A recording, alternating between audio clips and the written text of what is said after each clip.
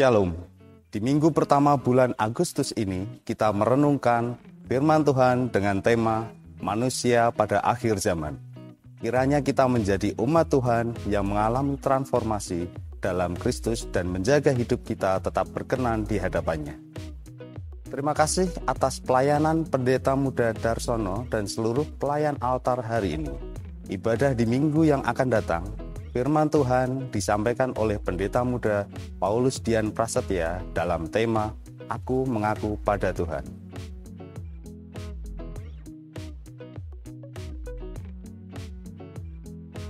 Persekutuan doa dan puasa masih kita lakukan di rumah masing-masing pada hari Senin 2 Agustus 2021. Sedangkan persekutuan doa virtual bergerak dalam doa kita lakukan melalui aplikasi Zoom pada jam 8 malam. Mari bertumbuh dan berdisiplin bersama. Gembala, majelis, dan jemaat mengucapkan turut berduka cita atas berpulangnya Bapak Agus Kuncoro pada hari Jumat 23 Juli 2021. Kiranya Tuhan memberikan kekuatan dan penghiburan bagi keluarga yang ditinggalkan.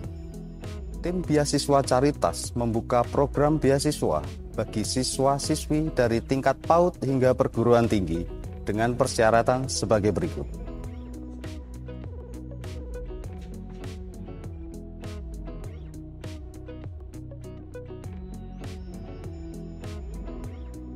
Pengadaan rumah emeritus masih memerlukan dana sebesar Rp62.915.000. Mari kita dukung baik dalam doa maupun dana. Pada pekan ini, ada beberapa saudara kita yang berulang tahun, nama-namanya sebagai berikut.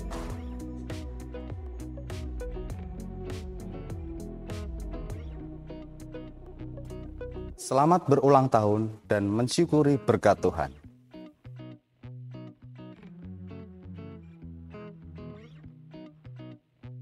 Demikian warta jemaat hari ini. Selamat beribadah. Jadilah murid Kristus yang setia dan hidup berkenan kepadanya. Tuhan Yesus memberkati.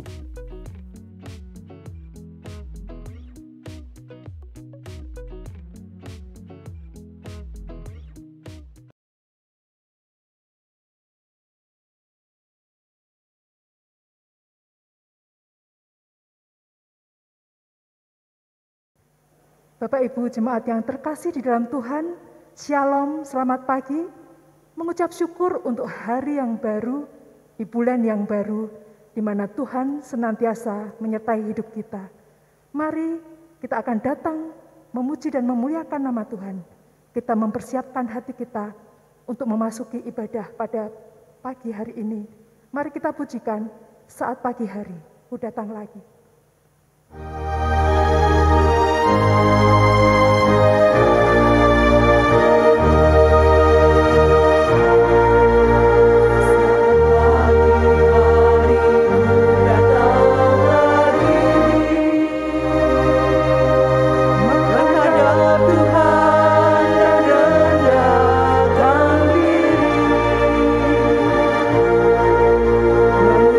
Syukur buat hari yang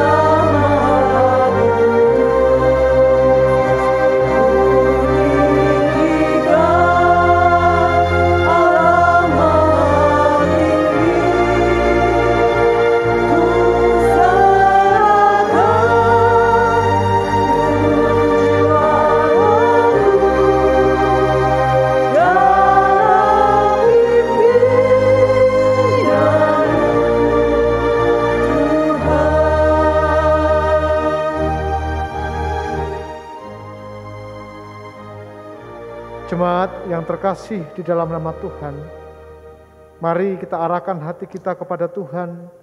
Kita akan memulai ibadah pada minggu pagi ini. Kebaktian ini kita mulai dengan pengakuan bahwa pertolongan kita ialah di dalam nama Tuhan, Sang Pencipta langit, bumi, dan segala isinya, yang dalam kasih dan kesetiaannya tidak pernah meninggalkan buah perbuatan tangannya. Turunlah atas kita anugerah dan sejahtera di dalam nama Allah Bapa, Putra, dan Roh Kudus. Amin.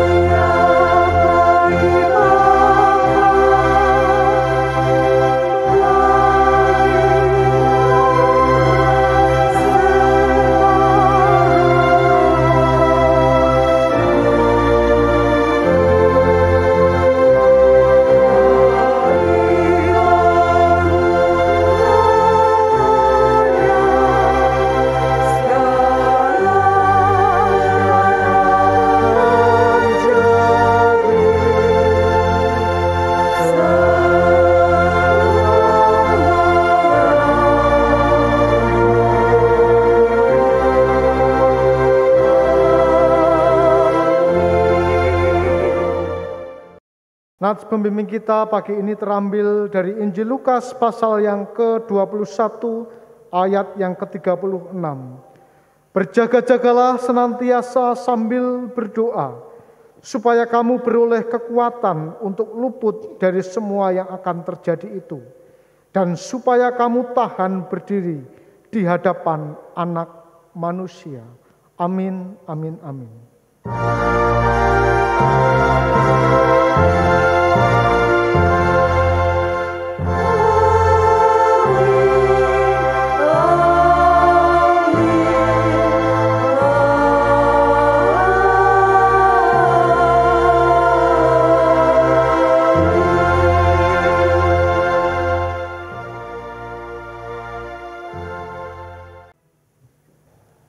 Bapak Ibu Jemaat yang terkasih, saya tidak tahu apa yang menjadi pergumulan Bapak Ibu Saudara saat ini.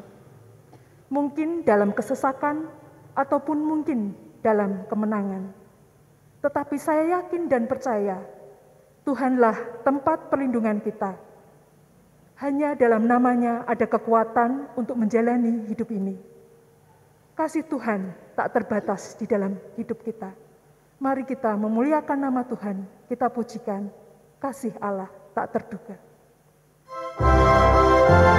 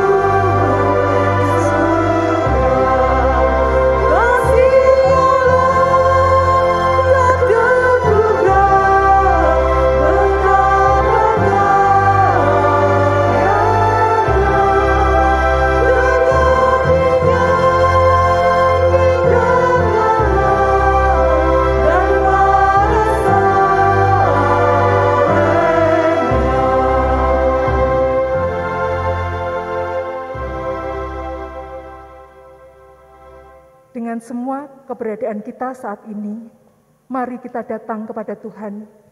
Dia sumber pemulihan, Dia sumber penyembuhan, Dia sumber kekuatan dalam hidup kita, dalam menjalani hari-hari ke depan, karena Tuhan memegang pimpinan dalam hidup kita. Mari kita memasuki doa syafaat, kita pujikan Tuhan yang pegang.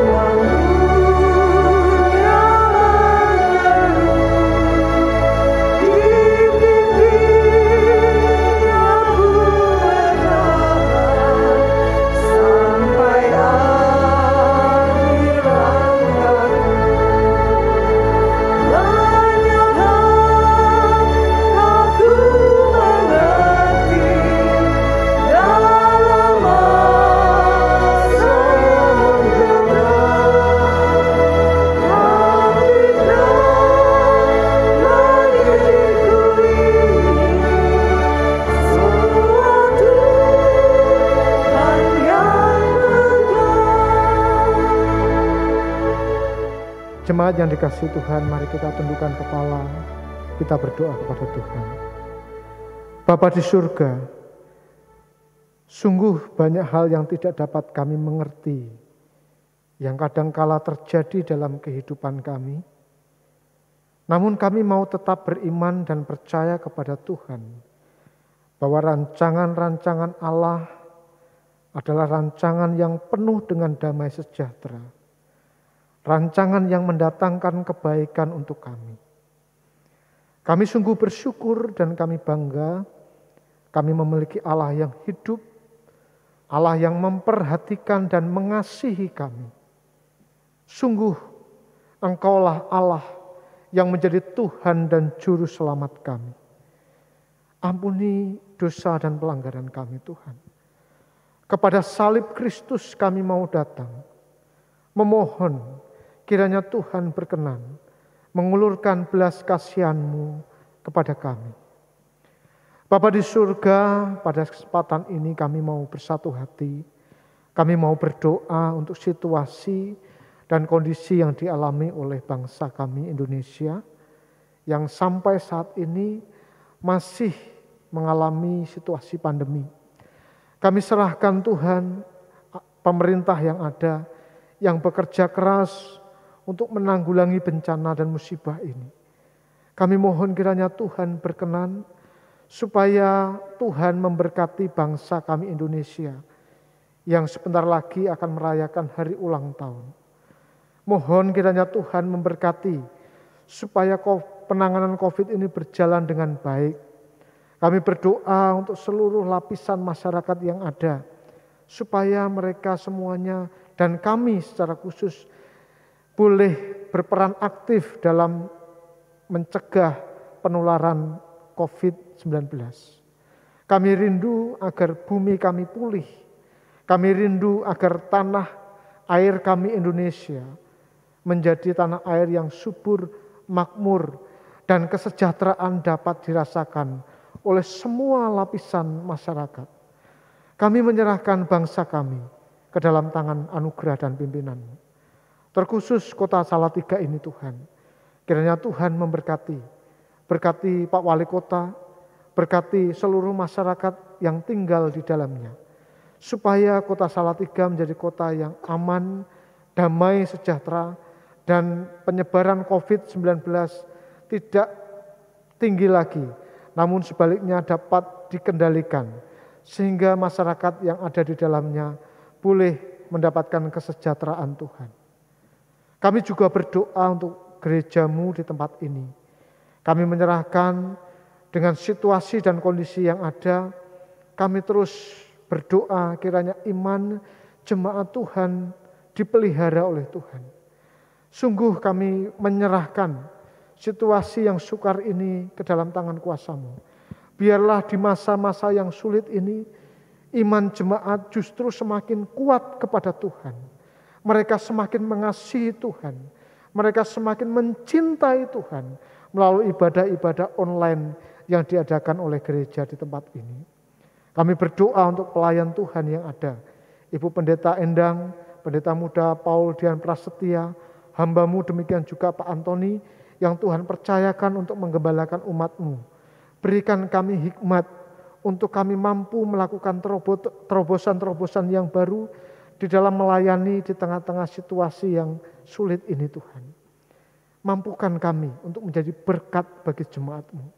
Kami berdoa untuk jemaat Tuhan yang ada di pusat, di cabang Sumberjo, Cukilan, dan juga Janglengan.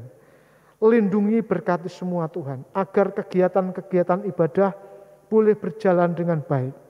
Kami berdoa untuk jemaat-Mu yang mungkin saat ini sedang terbaring sakit. Mereka sedang mengalami isolasi mandiri. Mereka saat ini sedang bergumul dengan kesehatan mereka. Tuhan kiranya memberkati mereka. Engkau menilik mereka satu persatu. Nyatakan kasih dan kemurahan-Mu kepada mereka. Sembuhkanlah mereka Tuhan. Pulihkan keadaan mereka seperti sedia kala. Mereka yang bergumul dengan ekonomi keluarga di tengah-tengah masa yang sulit ini. Berkati mereka Tuhan melalui pekerjaan, usaha, cocok tanam, hasil ternak mereka. Kiranya Tuhan menolong dan menjamah mereka. Berkati juga untuk jemaat Tuhan yang bergumul dengan pasangan hidup. Tuhan memberkati, pertemukan mereka dengan pasangan hidup yang mengasihi Tuhan. Mereka yang bergumul akan buah hati dari pernikahan mereka. Kiranya Tuhan juga memberkati, supaya menurut waktu dan rancangan Tuhan, doa-doa mereka dijawab oleh Tuhan. Mereka yang saat ini masih studi dengan cara daring, Tuhan memberkati orang tua dari anak-anak, supaya mereka boleh mendampingi anak-anaknya dengan penuh kesabaran.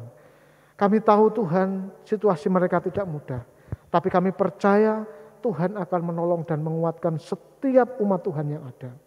Untuk kegiatan-kegiatan ibadah selama sepekan ini, kami juga percayakan ke dalam tangan anugerah-Mu. Berikan jemaat Tuhan kesetiaan untuk menghadiri pertemuan-pertemuan ibadah secara online yang sudah disepakati bersama-sama. Kami juga berdoa untuk ibadah-ibadah kategorial, baik itu sekolah minggu, remaja, pemuda, pelayanan pendalaman Alkitab, dan perkunjungan. Tuhan memberkati, kiranya semua berjalan sesuai dengan kehendak rencana Tuhan. Kami berdoa untuk PIPKA, juga Sinode GKMI, kami serahkan ke dalam tangan kuasa-Mu. Kiranya melalui lembaga ini Tuhan, nama Tuhan terus dipermuliakan. Terlebih di masa-masa pandemi ini, lembaga Sinode GKMI dan juga PIPKA terus menjadi saluran berkat bagi semua masyarakat yang ada. Terima kasih Tuhan, inilah seruan dan doa kami. Kami persembahkan hidup kami hanya di dalam nama Tuhan Yesus yang sudah mengajarkan kami berdoa. Bapa kami yang di surga, dikuduskanlah namamu, datanglah kerajaan-Mu, jadilah kehendak-Mu di bumi seperti di surga. Berikanlah kami pada hari ini makanan kami yang secukupnya, dan ampunilah kami akan kesalahan kami, seperti kami juga mengampuni orang yang bersalah kepada kami. Dan janganlah membawa kami ke dalam pencobaan, tetapi lepaskanlah kami daripada yang jahat. Karena Engkau yang punya kerajaan dan kuasa dan kemuliaan sampai selama-lamanya. Amin. Jemaat yang dikasihi oleh Tuhan, mari kita tundukkan kepala, kita berdoa untuk memohon hikmat Allah di dalam merenungkan firman Tuhan pagi ini. Bapa kami yang ada di dalam surga, kami mengucap syukur untuk waktu yang indah ini. Kami boleh bersama-sama diberikan kesempatan dan waktu untuk membaca dan merenungkan firman-Mu, belajar daripadanya. Kami mohon kiranya Roh Kudus menolong dan membimbing kami, sehingga apa yang kami baca dan kami renungkan pagi ini boleh menguatkan iman kami. Terlebih kami mampu melakukan kebenaran firman-Mu dalam hidup kami hari lepas hari. Hamba-Mu yang penuh dengan keterbatasan kiranya Tuhan berkati, supaya menjadi saluran berkat untuk semua jemaat yang mendengarkan lewat media online. Di dalam nama Tuhan kami Yesus Kristus, kami berdoa dan mengucap syukur. Amin. Jemaat yang dikasihi Tuhan, mari kita membuka Alkitab kita di dalam 2 Timotius pasal yang ketiga, ayat yang pertama sampai ayat yang ke-8. Demikian firman Tuhan. Ketahuilah bahwa pada hari-hari terakhir akan datang masa yang sukar. Manusia akan mencintai dirinya sendiri dan menjadi hamba uang. Mereka akan membual dan menyombongkan diri. Mereka akan menjadi pemfitnah.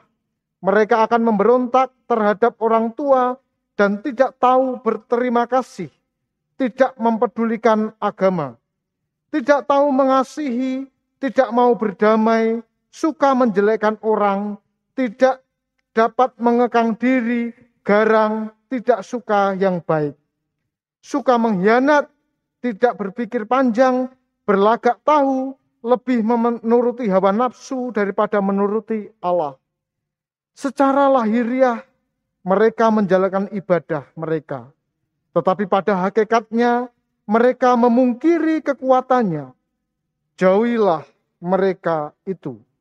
Sebab di antara mereka terdapat orang-orang yang menyelundup ke rumah orang lain dan menjerat perempuan-perempuan lemah yang syarat dengan dosa dan dikuasai oleh berbagai-bagai nafsu, yang walaupun selalu ingin diajar, namun tidak pernah dapat mengenal kebenaran. Sama seperti Yanes dan Yambres menentang Musa, demikian juga mereka menentang kebenaran. Akal mereka bobrok dan iman mereka tidak tahan uji. Amin. Demikian jauh pembacaan firman Tuhan yang akan kita renungkan pagi ini bersama-sama. Bapak Ibu yang saya kasih di dalam nama Tuhan, dalam kehidupan kita sehari-hari, khususnya di masyarakat pedesaan yang tinggal di desa, masyarakat Jawa, biasa mereka mengenal yang namanya ilmu titen, Bapak Ibu. Jadi ilmu titen adalah ilmu yang mengenal atau memperhatikan tanda-tanda alam. Sebagai contoh, misalkan ada ular atau semut dengan jumlah yang besar keluar dari sarangnya, berarti akan muncul atau pertanda akan hujan. Kalau ada burung perenjak yang berkicau di sekitar pekarangan rumah, itu mempertandakan akan ada tamu yang berkunjung ke rumah kita. Di daerah gunung berapi, Bapak Ibu, ketika gunung akan meletus, maka binatang-binatang melakukan eksodus yang besar-besaran Mereka akan turun ke daerah yang rendah. Hal ini mereka lakukan karena ada perubahan suhu udara. Nah, ini namanya ilmu titen kalau orang Jawa bilang. Sebenarnya Bapak Ibu, dalam kehidupan kita hari lepas hari, penting sekali memperhatikan tanda-tanda yang ada di sekeliling kita. Dengan memperhatikan tanda, kita akan tahu kejadian-kejadian apa yang akan terjadi atau bahkan paling tidak mengantisipasi diri akan hal buruk yang menimpa kita. Sebagai contoh, ketika kita berkendara dan kita melihat lampu merah, otomatis kita akan berhenti. Tidak disuruh, tetapi otomatis seperti melihat tanda merah, kita pasti akan berhenti. Karena apa? Karena kalau kita tidak berhenti, itu akan berakibat fatal. Yang pertama, bisa jadi akan menyebabkan kemacetan yang cukup panjang. Dan yang kedua, bisa jadi akan mengakibatkan kecelakaan lalu lintas. Di sekitar kita banyak tanda. Dan kita harus peka terhadap tanda-tanda yang ada di sekeliling kita, Bapak Ibu. Nah, saudara yang terkasih di dalam nama Tuhan, dalam membaca keadaan zaman, kita pun membutuhkan tanda. Kita tahu bersama dari kebenaran firman Tuhan, bahwa sesuatu yang ada di muka bumi ini tidak ada yang bernilai kekal. Sifatnya sementara, hanya firman Tuhan yang kekal. Menurut kebenaran firman Tuhan, akan ada masa di mana bumi yang kita tempati ini akan berakhir dan zaman akan berlalu. Kapan tepatnya? Tidak ada satu orang pun yang tahu. Tuhan Yesus hanya berkata, tidak ada satu orang pun yang tahu kecuali Bapa di surga. Ada banyak orang yang meramal, spekulasi bahwa akhir zaman akan terjadi bulan sekian, tanggal sekian. Tapi pada kenyataannya tidak ada satupun yang terbukti. Semua masih menjadi rahasia Allah. Semua masih menjadi misteri bagi manusia. Tetapi Allah Bapa di surga tahu kapan waktu yang tepat. Namun melalui kebenaran firman Tuhan kita juga diingatkan. Ada tanda-tanda yang menyertai datangnya akhir zaman. Tanda yang pertama bisa kita lihat dari fenomena alam di sekitar kita.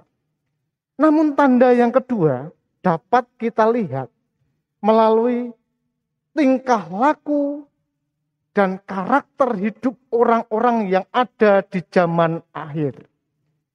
Sayang sekali Bapak Ibu, kita ini terkadang hanya memfokuskan tanda-tanda akhir zaman dengan membaca fenomena alam. Tapi kita lupa bercermin, melihat karakter kita. Sudahkah kita hidup sesuai dengan kebenaran firman Tuhan? Nah Bapak Ibu yang saya kasih di dalam nama Tuhan, penting sekali bagi kita umat percaya mengenal tanda-tanda yang ada di akhir zaman. Agar kita selalu berada dalam mode yang siap sedia menyongsong kedatangan Tuhan yang kedua kali. Agar kita berdoa dan berjaga-jaga senantiasa. Sehingga ketika nanti Tuhan datang yang kedua kali, kita didapati tetap setia kepadanya. Saudara, dalam masa zaman akhir ini, menurut teks yang kita baca bersama-sama, akan terdapat berbagai kesukaran hidup. Kata sukar mengandung pengertian berbahaya, sulit untuk dihadapi. Kata ini mengandung arti bahwa kejahatan pada zaman-zaman akhir dikendalikan oleh roh jahat. Kejahatan akan semakin meningkat, bukan karena manusianya bertambah jumlahnya, tetapi iblis berkuasa atas kehidupan orang-orang yang ada di dunia ini. Sehingga kita dapat memperhatikan bagaimana kejahatan yang ada di sekitar kita semakin hari semakin meningkat. Artinya Bapak Ibu, kejahatan dianggap sesuatu yang lumrah, wajar terjadi. Dan kita semua tahu, bagi dunia kejahatan bukanlah sesuatu yang tabu. Pertanyaannya adalah Bapak Ibu, bagaimana umat Tuhan menyikapi situasi manusia di sekelilingnya pada zaman akhir ini? Apa yang harus kita lakukan sebagai orang percaya melihat sekeliling kita hidup dalam dosa?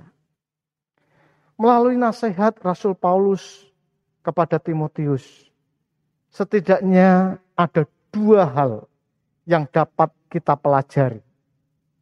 Yang pertama ialah menjauhi orang-orang sesat. Di dalam ayat yang ke-5b dikatakan, jauhilah mereka itu. Saudara yang terkasih dalam nama Tuhan, kita tahu bersama bahwa lingkungan tempat di mana kita tinggal merupakan salah satu elemen yang membentuk karakter kita. Jadi kalau kita terbiasa bergaul dengan orang yang pemabuk, peminum, berjudi, melakukan seks bebas, maka kehidupan kita dan pola pikir kita akan terpengaruh dan itu sangat merusak kehidupan kita. Tetapi kalau kita terbiasa bergaul dengan orang yang menikmati persekutuan dengan Tuhan, orang-orang yang terbiasa hidup dalam persekutuan dengan sesamanya, maka pola pikir kita, karakter kita pun akan terbentuk demikian. Nah, Paulus pernah mengingatkan kepada jemaat di Korintus bahwa pergaulan yang buruk dapat merusak kebiasaan yang baik. Dalam hal ini pun sebenarnya Paulus ingin mengingatkan kepada Timotius agar dapat mempertahankan nilai-nilai kebenaran yang sudah dihidupi selama ini. Saudara, sebagai orang tua rohani dari Timotius, Paulus mengenal betul siapa Timotius. Terbentuk dari keluarga yang bagaimana Timotius ini. Timotius adalah anak muda yang begitu setia kepada Tuhan. Dalam pasal 3 ayat yang ke-10 di sana dicatat dan dikatakan bagaimana karakter Timotius. Paulus tidak segan-segan memberikan pujian kepada Timotius. Timotius adalah pemuda yang luar biasa dalam mentaati kebenaran. Satu sisi itu yang dinilai luar biasa oleh Paulus. Namun di sisi yang lain Paulus sadar bahwa Timotius masih sangat muda. Masih sangat rentan terhadap dosa. Masih sangat rentan untuk melakukan berbagai hal yang tidak diinginkan oleh Paulus. Itu sebabnya Paulus ingin menjaga Timotius supaya jangan mencobai dirinya sendiri dengan bergaul kepada orang-orang yang sesat. Kata Bang Haji Uruma Irama, masa muda adalah masa yang berapi-api. Berpikirnya sekali saja tanpa memikirkan akibatnya.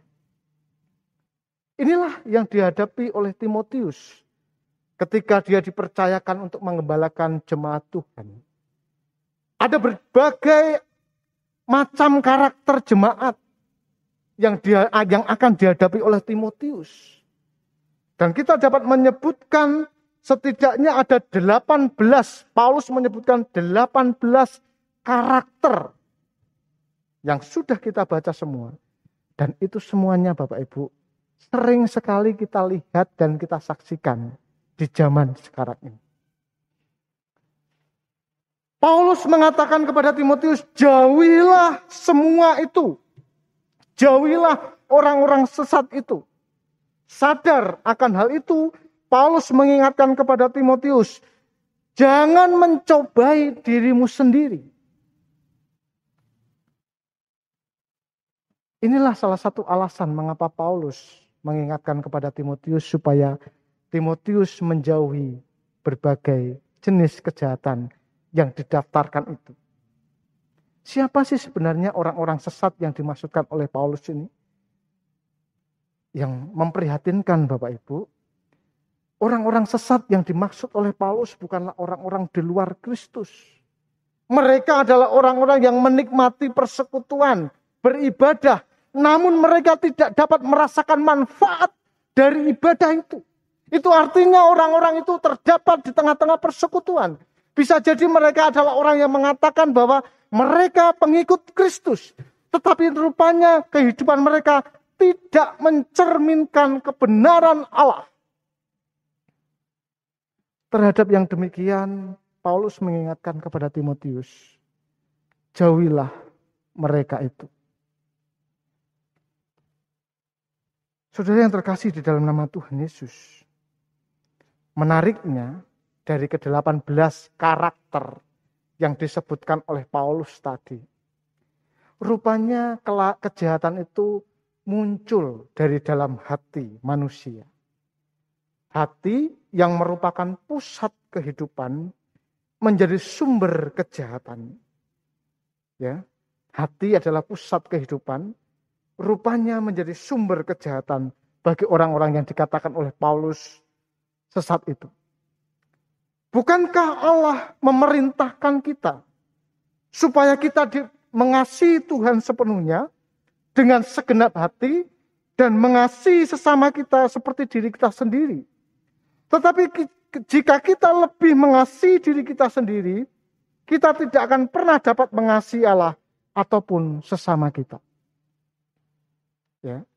Jadi kalau hatinya sudah terbolak-balik dalam mengasihi, ya, karena sumber berbagai kejahatan ini adalah terlalu mengasihi diri sendiri dan lupa apa yang menjadi perintah Allah.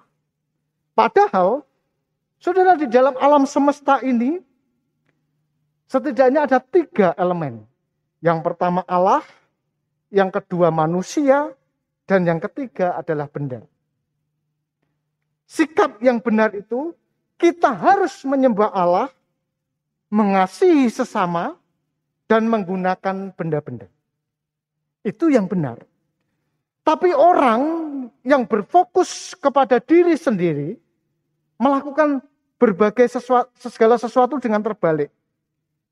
Kalau kita tidak dapat mengasihi Allah, kita akan mengasihi diri kita, memuja diri kita sendiri, kita pasti akan mengabaikan Allah dan mencintai benda-benda, dan akibatnya memperalat manusia.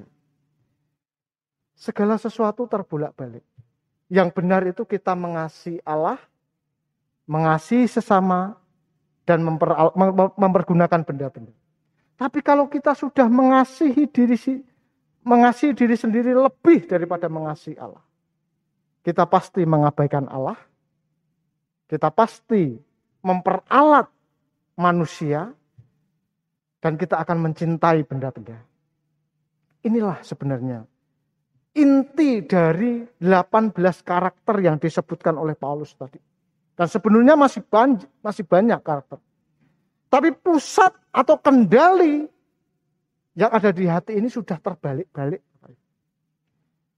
Nah, Paulus mengingatkan kepada Timotius, jauhi mereka itu. Bukankah ini juga menjadi peringatan untuk kita semua?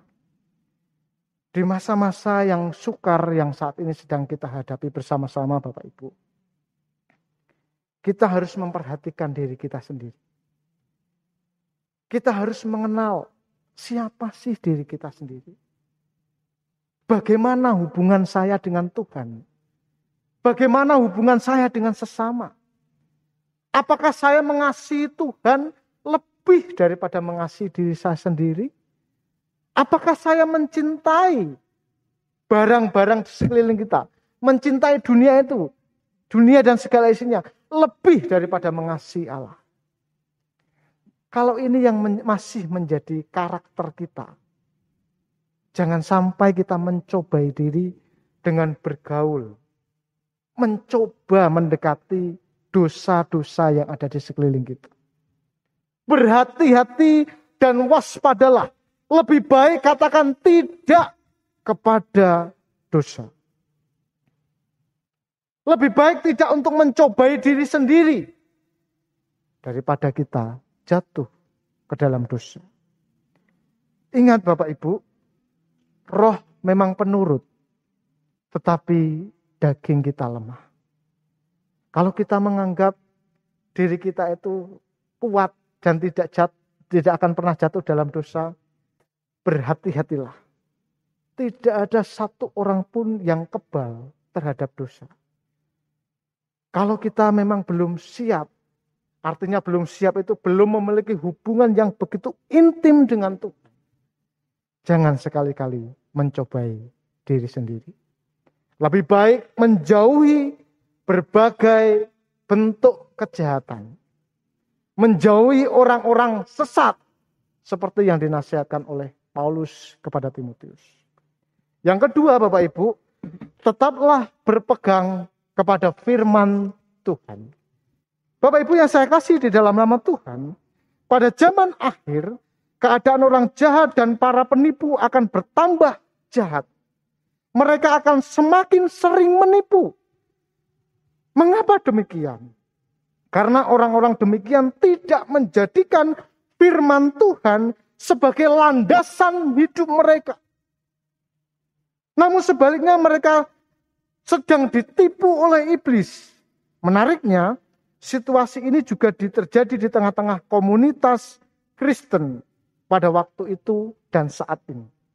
Jadi, jangan pernah berpikir kalau orang sudah masuk dalam persekutuan, dia menjadi orang yang kudus, suci, dan tidak berbuat dosa. Apa yang terjadi di tengah-tengah jemaat yang akan dilayani oleh Timotius pun menggambarkan situasi yang sama.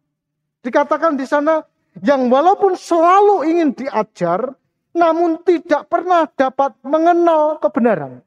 Jadi Paulus memberitahu kepada Timotius, sebenarnya mereka itu ingin sekali diajar. Tapi kebenaran itu tidak pernah sampai kepada hati mereka. Itu sebabnya mereka terus ada di dalam kejahatan. Bandingkan dengan Timotius. Kalau kita memperhatikan ayat yang selanjutnya Bapak Ibu, kita akan mengenal, tahu apa sih sebenarnya yang menjadi karakter Timotius. Ya, Timotius adalah seorang anak yang dibimbing oleh nenek dan ibunya, kalau kita membaca perikop selanjutnya, untuk belajar firman Tuhan sejak dari kecil. Pengenalan akan firman Tuhan tersebut telah membawa Timotius menjadi pribadi yang teguh di dalam Tuhan. Bahkan Paulus menjelaskan bahwa Timotius adalah anak muda yang berhasil karena ia telah mengikuti ajarannya. Di dalam pasal yang ketiga ayat yang ke-10 kita dapat melihat bagaimana karakter Timotius yang selalu menjadikan firman Tuhan sebagai prinsip hidup. Tetapi engkau telah mengikuti ajaranku, cara hidupku, pendirianku, imanku, kesabaranku, kasihku, dan ketekunanku. Jadi Paulus hampir menyerupai Timotius. Dalam segala hal, Timotius sudah meneladani Paulus. Luar biasa. Dari mana Timotius memiliki karakter yang demikian? Karena dia dari kecil dibimbing oleh orang tuanya mempelajari firman Tuhan. Bukan hanya mempelajari, tetapi mempraktekkan firman itu di dalam kehidupan hari lepas hari. Sehingga ketika kehidupan diperhadapkan dengan sesuatu yang tidak benar atau diperhadapkan dengan pergumulan, Timotius tahu apa yang harus dilakukan. Bandingkan dengan orang-orang yang ada di sekeliling pada waktu itu. Mereka suka diajar, mereka suka membaca firman Tuhan, mereka suka beribadah. Tapi kebenaran tidak menyentuh hati mereka. Saya miris kalau ada anggota jemaat yang terus berkata, ya dari kecil mereka membaca firman Tuhan. Tapi begitu dewasa, mereka lupa membaca firman Tuhan. Padahal Bapak Ibu, justru ketika usia kita menginjak dewasa itulah, kita perlu terus membaca firman Tuhan. Orang dewasa butuh diajar. Orang dewasa butuh dikuatkan melalui kebenaran firman Tuhan. Orang dewasa butuh dibimbing setiap waktu dengan kebenaran firman Tuhan. Saudara yang terkasih di dalam nama Tuhan, bagaimana kita bisa menyikapi semua yang terjadi dalam kehidupan kita apabila kita tidak berpegang pada kebenaran firman Tuhan? Mampukah kita melewati setiap badai kehidupan yang menerpa kita apabila kebenaran firman Tuhan itu tidak menjadi landasan hidup kita? Dapatkah kita terus berjalan dalam kebenaran Allah apabila firman Tuhan itu tidak senantiasa menjadi pembimbing dalam kehidupan kita? Untuk itu, Bapak Ibu yang saya kasih dalam nama Tuhan, kita perlu terus mencintai, menggumuli, merenungkan, dan bahkan mengaplikasikan firman itu dalam kehidupan kita hari lepas hari. Terlebih di masa-masa akhir ini. Di zaman akhir, di tengah-tengah situasi yang saat ini sedang kita hadapi. Ayat yang ke-17 sebagai ayat penutup akan saya bacakan untuk Bapak Ibu semuanya. Dengan demikian, tiap-tiap manusia kepunyaan Allah diperlengkapi untuk setiap perbuatan baik. Dalam ayat ini ada satu kata yang sangat penting Bapak Ibu, yaitu diperlengkapi, yang berarti menjadi lengkap. Kita tidak bisa sempurna, tetapi kita bisa diperlengkapi untuk melayani Tuhan karena kita belajar firman Tuhan. Dengan kata lain, firman Allah melengkapi orang percaya supaya dia dapat menjalani kehidupan yang berkenan kepada Allah. Di masa-masa sekarang ini tidak akan bertambah baik. Tetapi sebagai orang yang percaya kepada Kristus, kita dapat menjadi orang-orang yang lebih baik di dalam masa-masa yang sukar sekalipun. Kita harus tampil beda di tengah-tengah kehidupan manusia di zaman akhir ini. Setia kepada kebenaran Allah dan terus berpegang kepada firman Tuhan. Kiranya Tuhan memberkati kita. Amin. Mari kita bersaat teduh.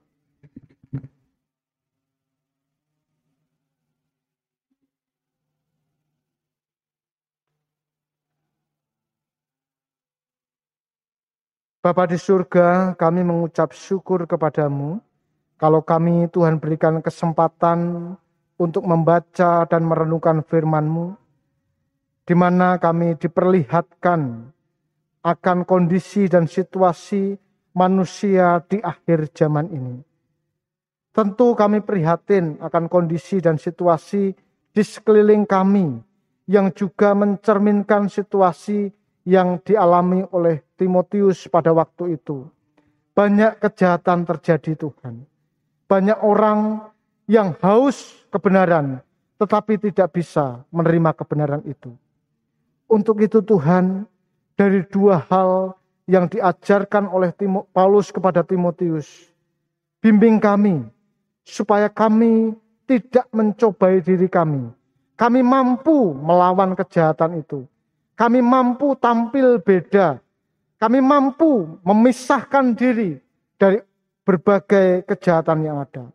Terlebih daripada itu, biarlah kami hidup berpegang kepada firman-Mu.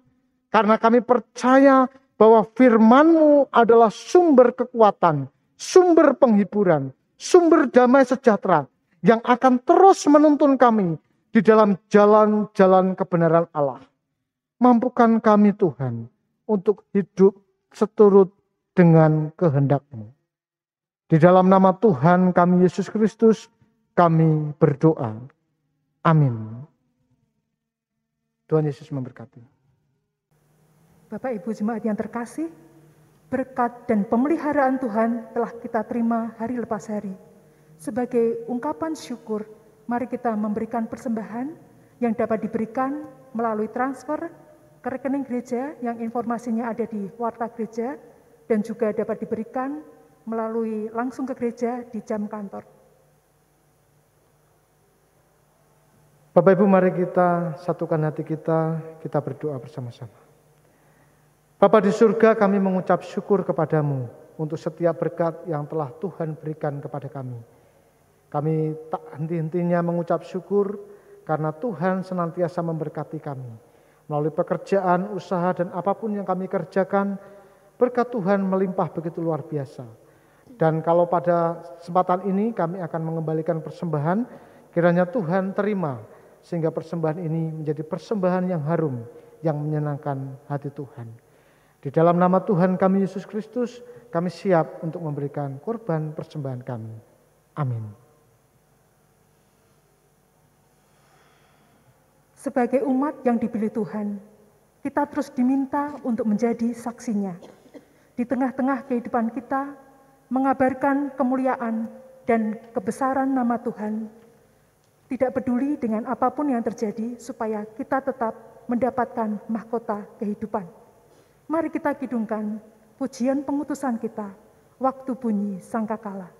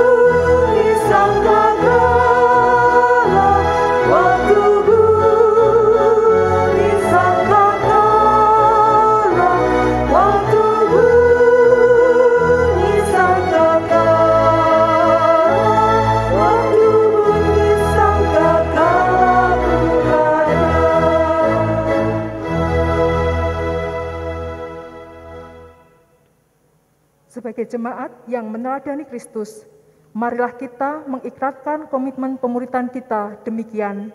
Kami bersaksi bahwa tidak seorang pun dapat sungguh-sungguh mengenal Kristus, kecuali Ia yang mengikutinya setiap hari dalam kehidupan. Dan sebagai bagian dari gereja yang am, marilah kita mengaku demikian. Aku percaya kepada Allah, Bapa yang Maha Kuasa, Khalik langit dan bumi, dan kepada Yesus Kristus, anaknya yang tunggal Tuhan kita, yang dikandung dari Roh Kudus, lahir dari anak darah Maria, yang menderita sengsara di bawah pemerintahan Pontius Pilatus, disalibkan, mati dan dikuburkan, turun ke alam maut. Pada hari yang ketiga, bangkit pula dari antara orang mati, naik ke surga, duduk di sebelah kanan Allah Bapa yang Maha Kuasa.